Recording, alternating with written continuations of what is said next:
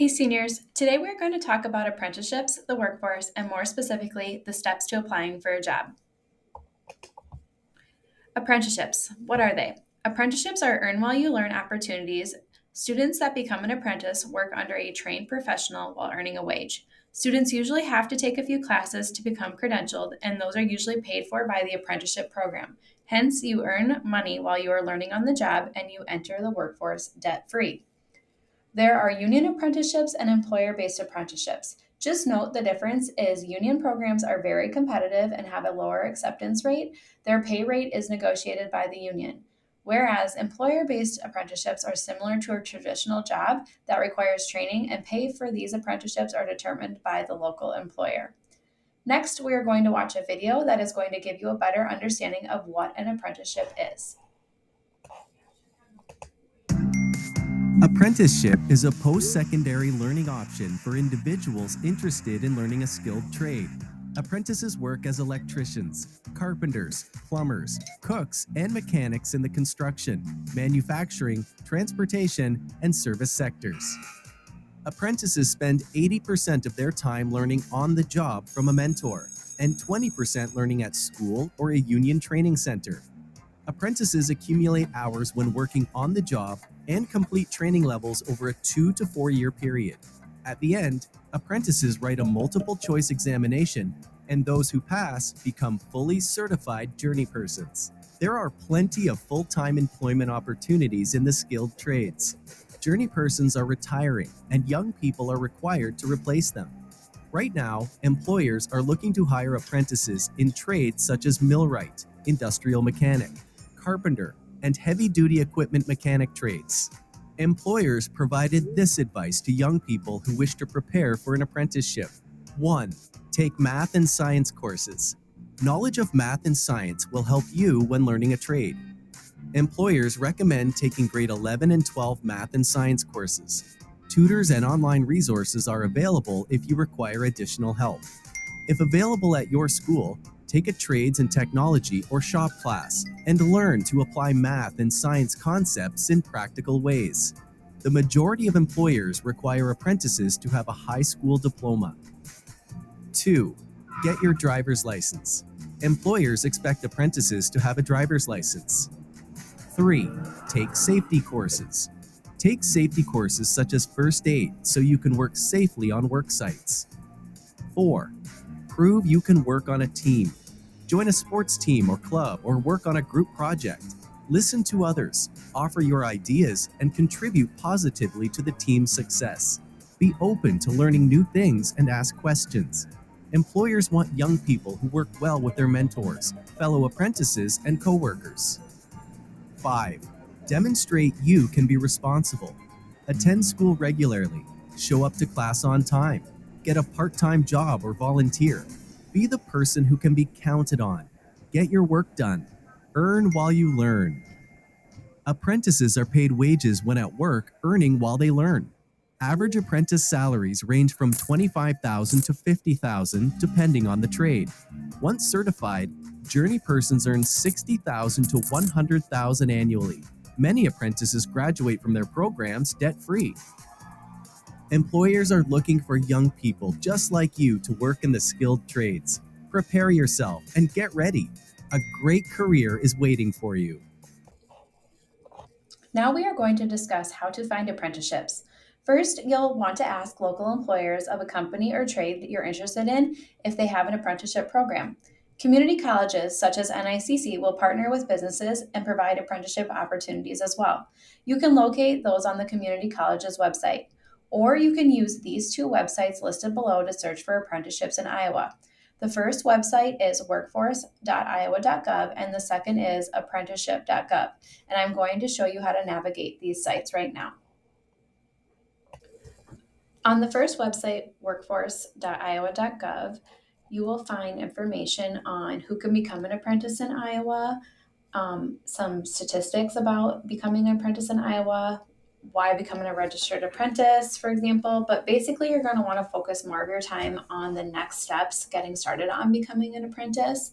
You can locate programs by going to the located program sponsor and then clicking on apprenticeship data in Iowa map and program contact information.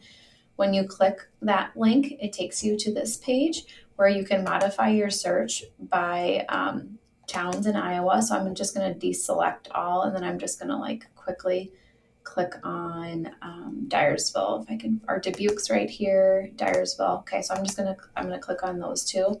Then I'm gonna scroll down and hit apply. Then once that's done processing,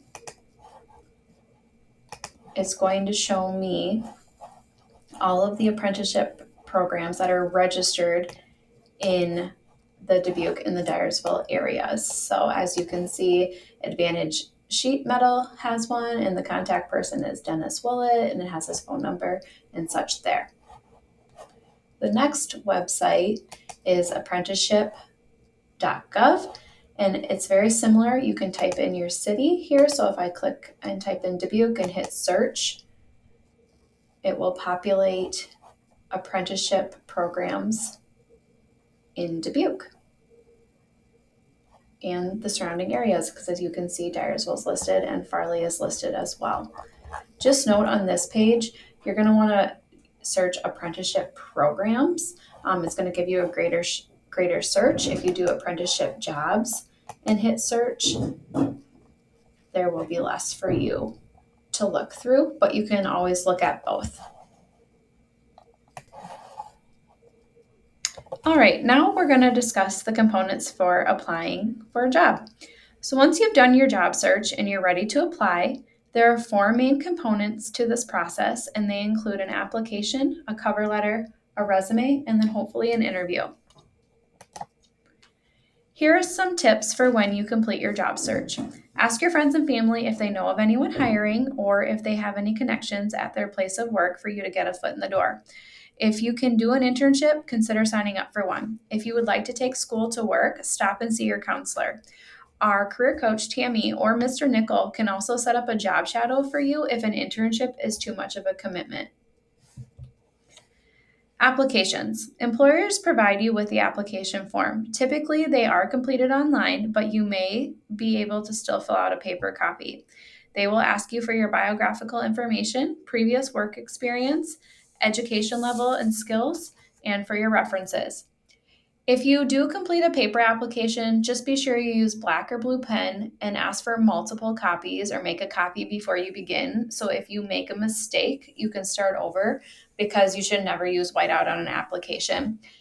And whether you're applying online or with a paper copy, always be sure to proofread for spelling. A cover letter is a letter that introduces you to your potential employer. It is addressed to someone specific, such as the person interviewing you. It should explain why you are interested in the job, how you're qualified, and what skills you would bring. And at the end, the letter should request an interview and thank the reader for their time. A resume is a document you create to help your future employer understand all of your qualifications. It contains your contact information. Just be sure to avoid nicknames and unprofessional emails. It includes an objective, which tells them your intention and hopes for working for them. It also includes your education level, experience, skills, and references. For your reference section, use a separate page and be sure to ask your references if you have their permission to list them. This gives them a heads up for when the employer contacts them to inquire about you. Interviewing. First impressions are key, so make eye contact and give them a firm handshake. Be confident in yourself. Be ready to tell them about yourself. Do your research and know their company and the position you're applying for before you go into your interview. Practice interviewing with someone ahead of time if possible. At the end of the interview, be sure to have a few specific questions prepared for them that you can't find the answer to on their website, and end with why you're the best candidate over all others.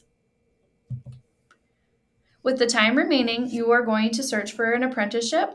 You're going to start developing or editing your resume, or you can continue your scholarship search. If you think an apprenticeship may be for you, use the websites I showed you and begin your search.